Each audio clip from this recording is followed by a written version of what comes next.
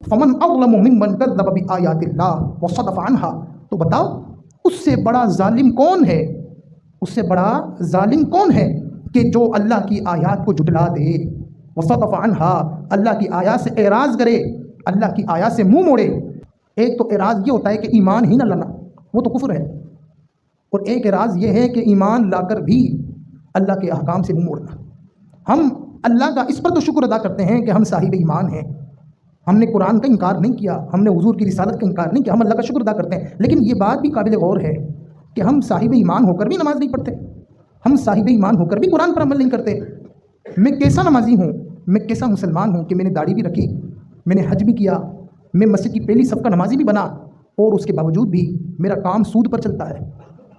کیا قرآن نے نہیں کہا تھا کہ سود اللہ سے، رسول سے جنگ ہے؟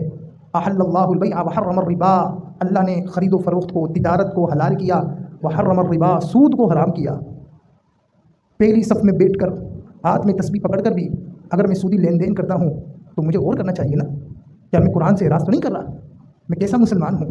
یہ آیات قیامت تک کے لیے قرآن مجید میں بڑے واضح اور روشن انداز میں ہمیں پکار رہی ہیں، ہمیں درس دے رہی ہیں، ہمیں سمجھا رہی ہیں۔ یہ قیامت تک کا اعلان ہے۔ آ جاؤ۔